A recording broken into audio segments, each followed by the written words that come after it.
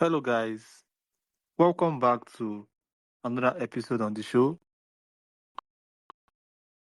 Hidden Secrets in Books. And you guys know I only bring wonderful guests to the show. We call them the top 1% of guests to the show. And once again, today we have a very, very special guest. Today's guest is RL Malpika. RL Malpika, welcome to the show. Oh, thank you. Thank you for having me. I'm excited to be here. Okay, so I would like you to introduce yourself to my audience. For sure, for sure. Well, I'm an author as well as a certified detoxification specialist and natural health and lifestyle coach. I help people transition into a healthier lifestyle by implementing natural foods into their diet and also helping them overcome obstacles to help them get more towards a life in alignment. I've been doing it for, roughly 3 years now, and the basis of my natural health journey has been going on for probably the past 9 years as well. Okay, thank you so much. So I have some questions here for you, For sure. and I would like us to get into them. Okay. Okay, so your own health transformation is inspiring.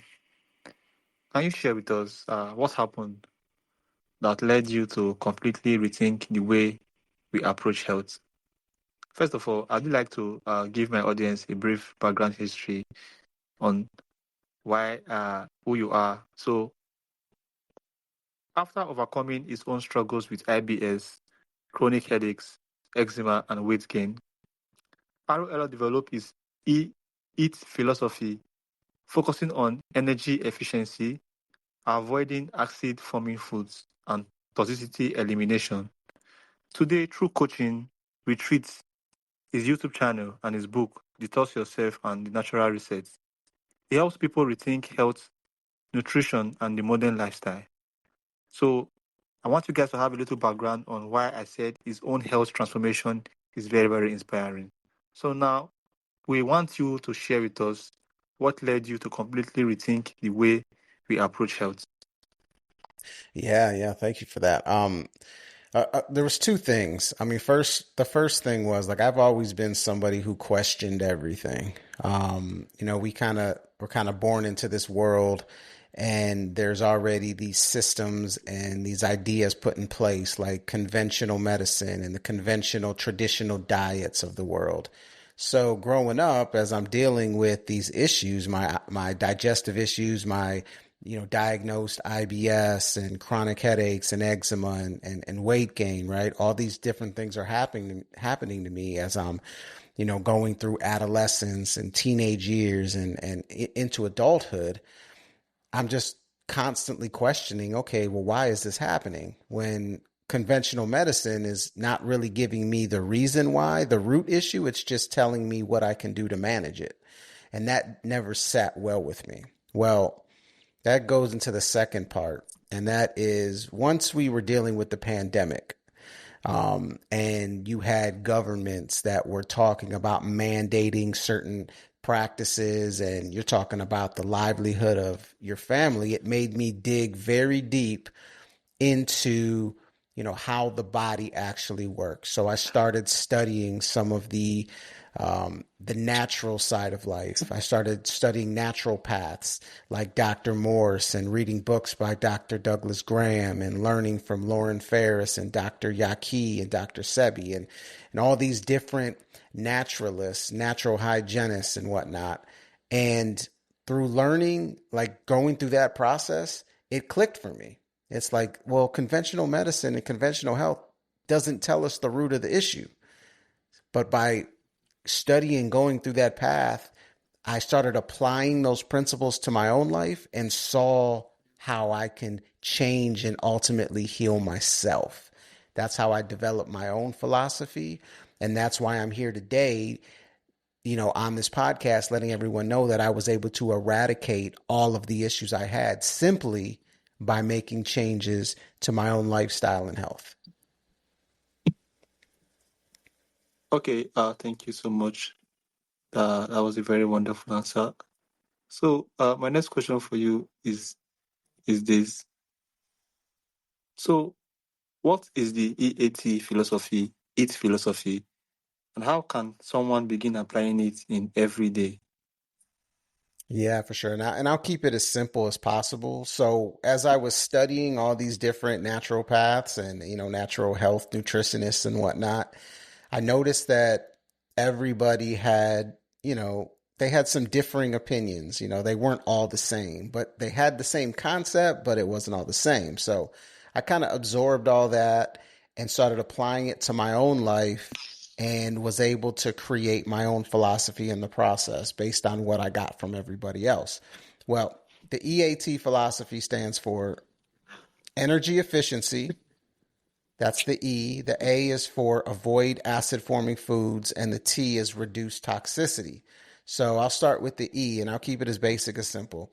We're electrical beings.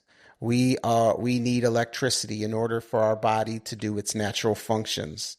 We're also a self healing organism. So in order for our body to regenerate and to heal, we have to have available energy to do that. And digestion is the biggest energy drain function that our body has. So we want to eat foods that provide us high amounts of electricity and low amounts of digestive burden. All right. And fruits are the number one, like the food that we're designed to eat that give us the most electricity with the least amount of digestive burden. All right. Most of the traditional diet that most people are eating give us low to no amounts of electricity and high amounts of digestive burden. So we don't have the energy for our body to ultimately heal itself. And the acid forming food aspect of it, that's going to be avoiding your meats, your fish, your processed foods, your cooked starches, your dairy, your toxic elements like alcohol and drugs and whatnot. And then reducing toxicity includes the food that's toxic for us, but also stress, toxic relationships, you know, putting yourself in an environment that has toxic air or toxic energy per se. So that ultimately is the EAT philosophy. Okay, thank you so much, RL. So, Mhm. your approach emphasizes fruit-based living. Why do you believe fruit plays such an important role in restoring health? Well, first and foremost, like if you look at nature, nature tells us that based on our physiology, we are frugivores by nature, right? We align with gorillas, we align with apes, bonobos, basically. And if you look at their diet, they have a frugivore diet. If you look at our physiology, it matches theirs. If you look at our DNA, it's closely matched with them. So nature tells us we're frugivores. And then when you start to look at the biological side of it and how our body's designed to operate, it goes back to the energy efficiency. We need high electricity, low digestive burden. Fruits are the easiest food for us to digest. They're mostly water and they provide high amounts of electricity. All right. So that tells us that's why fruits are so important. The more fruits we eat, the more hydrated we are, which allows our body to eliminate better, eliminate from a digestive standpoint, but also a cellular standpoint, which is extremely important. And it provides us the amount of electricity for our body to ultimately continuously heal itself. All right. What are some of the biggest myths people believe about nutrition that you are challenging today?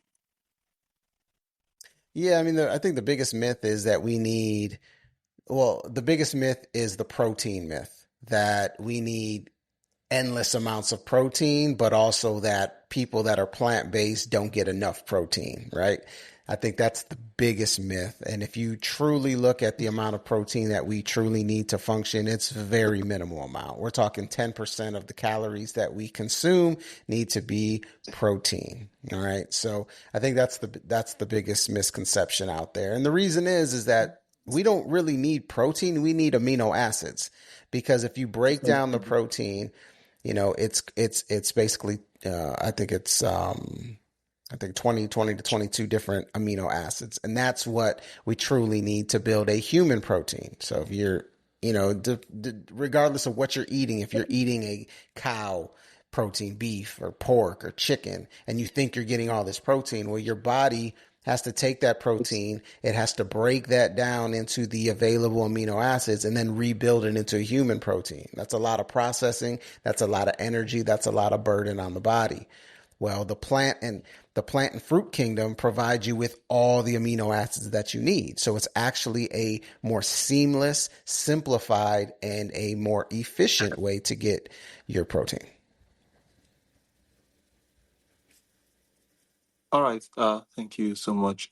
Yeah. So your book, Detox Yourself, goes beyond food and talks about detoxing the mind and environment. Why is that just as important as detoxing yourself? Well, at the end of the day, I mean, it is detoxing yourself, right? It's your mind, body, soul, it's all connected. But before you can truly make changes to your diet or make changes to your lifestyle, you have to be able to detox and eliminate some of these programmed and conditioned thoughts that you've been provided, since you were born. And that's really what the book dives into. It starts with detoxing your mind by breaking your conditioning. And then it moves into, okay, now that I've acknowledged I've been conditioned, I know that a lot of the things I've been told are not true. I can relearn. I can, start from scratch and relearn. So that helps me apply these new lifestyle habits into my life.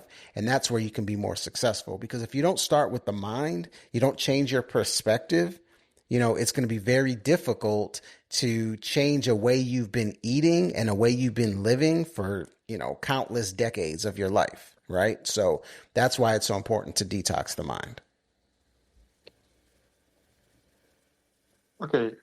Thank you. So tell us how stress, media, relationships, and belief systems affect our physical health. Well, all of those different things affect our health because once again, it's all connected. If you're stressed out, right, that ultimately is putting your body in a certain frequency. And your body physically is going to compensate for that. You're going to tense up a lot more. And when you tense up a lot more, that has ramifications within your body, right? That is going to put you in a fight or flight mode, which is going to cause your adrenal glands, your endocrine system to create additional hormones, and it's going to keep you out of balance, all those different aspects of it. Relationships, if you're in a relationship with somebody that, is not, for the betterment of you, is not making you a better person, is not serving you, then that energy from that relationship is going to change everything that you do. It's going to change the type of person you are. It's going to change the type of partner, boss, employee, friend, father, mother, sister, brother. It's going to change everything. Right. So you have to make sure and ask yourself this conscious question. Is this relationship I'm in, is this choice that I'm making for the betterment of me or the detriment? And if it's for the detriment, then you need to make some changes in order to get you to a better version of yourself. Because being stressed out, being in toxic relationships, at a toxic job, or just, constantly, in stress mode is ultimately going to deter you from becoming the best version of yourself. All right. Thank you, RL. I know about stress. There was a time I went to have like a passport photograph, and while I was stamping a passport photograph, the photographer kept on repeating, taking it again, and she said something. She said that I don't look good on the passport, but I look good. And I told her that why? What is she saying? Then she said that I look stressed. That what is the problem? And I realized that even when I am stressed internally, it appears in my face physically. Mm, yes, for sure. So I was surprised how someone could see that I was going through something at that moment. just by Well, looking it's at not my only it's pictures. yeah, it's not only your face, it'd be your energy too. Like people recognize energy before they recognize anything else. So while you might have felt like it was just a normal day, as far as your appearance goes, like the individuals around you can see the stress, they can feel the stress, and those two things in combination, are sometimes something that we don't see, and only we can only, you know, respond to what people are telling us from the outside because we think we look in the mirror and we think we see the same person, but your energy and your kind of your frequency tell a different story.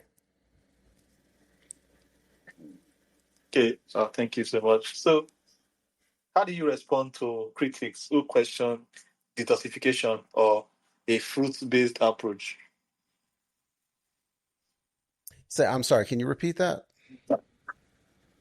How do you respond to critics who question detoxification or a fruit-based approach? Ah, Critics. gotcha. Yeah, yeah. Well, I mean, there's critics for everything, right? I mean, my response would be to how can you argue with nature? How can you argue with something that has been happening for, millions and millions of years? Like we have the answers in front of us. It's out in nature. Nature tells us what we're supposed to do. Look at our physiology. I mean, our eyes, we're attracted to what? We're attracted to color, right? That's what's attractive to us. We're not looking to chase down a wildebeest in the middle in the middle of the desert or whatever the case may be. We don't have that type of instinct, right? We are attracted to color, our taste. We're attracted to sweetness, right? Look at our hands. We're able to grab and climb and things of that nature to reach fruit. you know and then if you look at our digestive tract and the way it is, it's more complicated. That's why we need to eat more water-based foods so we can digest easier, things of that nature. So when you add all those things up, I mean, critics really don't have much of an argument besides studies that are usually supported by corporations that have an active interest in that particular study. So I would just say, how do you go against nature? And I'll just say this as well, that one of the biggest problems when it comes to diet and anything going against a fruit-based diet is the fact that we have constantly tried to outsmart nature. Constantly, whether it be technology or whatever the case may be, we're trying to outsmart what has already been created and cannot be outdone. Like nature will always win. And nature tells us that we as a species thrive on fruits. Okay, so how do you balance scientific research, personal experience, and spirituality in your approach to wellness? Science and spirituality.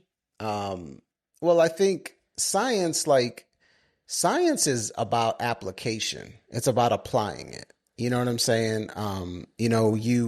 Because look, everybody hears thousands of different philosophies and ideas on what's going to make you be a better person or what's going to make you healthier, whether it's the South Beach diet or the carnivore diet or the frugivore diet. There's 1,000 different diets out there, and there's so much research that goes along with each one of those. So how does an individual actually decide what's the best route to go? Well, they apply it. That is the science aspect. I'm not going to just blindly believe studies, from these corporate based scientists and studies, because there's always an agenda. There's always a motive behind it. No, I'm going to apply it in my own life, and I'm going to look at nature with that combination. And spiritually, I'm going to go with my intuition. Those three things combined, are going to help me formulate the best decision, because, your intuition and the spiritual aspect of this, plays a major role. Science is great. Science is great for the idea. It give you the idea, you can apply it, you can have information. And information is ultimately energy. But when it comes to making decisions, you need to follow the spiritual side, your intuition, because you're being guided. And when you're living a holistic lifestyle, those answers that come intuitively are going to be more genuine, right? But when you're not living that type of lifestyle, a lot of your answers, a lot of what you think might be intuition is mostly your ego. So that's where that comes into play. But as far as the balance goes, science is important, the information is important, but the spiritual side, the intuition is truly what is going to guide you towards the answer that you're looking for. Please, can you explain what you mean by holistic lifestyle? Well, I mean, holistic is, I would say would be like living in alignment to who you truly are. Like we've been disconnected from our true selves, right? We are not living the life that we ultimately want. I'm not speaking to everybody. I'm speaking in generalities here, but to live a holistic lifestyle, a life that's in alignment is a life that is in alignment with your character, with your beliefs, with what you truly ultimately want to become. And you're not allowing anything to dictate that. You're not working at a job that you don't care for. You're not in a relationship that you don't truly want to be in. You're doing everything in a specific way because it is for the betterment of you. And when you do that, including your diet, when you're eating foods that are in alignment with you, when you are living an energetic life that's in alignment with you, a holistic lifestyle, then the answers you receive, the information you receive intuitively is going to be more genuine because you're more in alignment with who you're supposed to be. Okay, so if someone listening today wanted to become a natural reset, wanted to perform a natural reset, what are the first 3 steps you do recommend? What I mean by natural reset is to become like spiritually inclined, healthy inclined, and wellness inclined.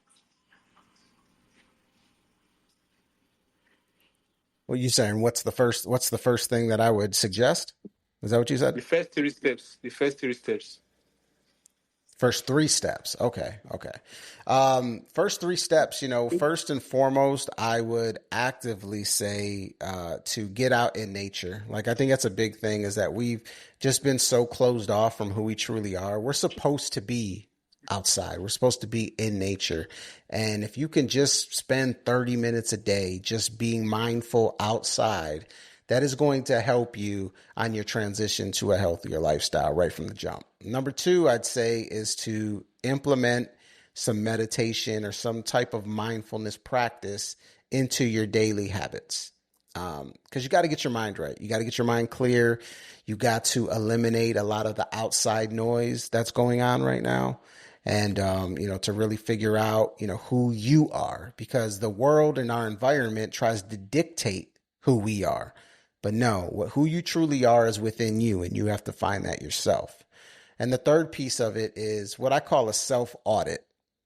You need to do a self audit on your entire life, right? What are your goals? Number 1, right? Whether that's to lose weight, whether that's to heal some type of disease, whether that's to start a new business, whatever it is. And maybe it's all 3.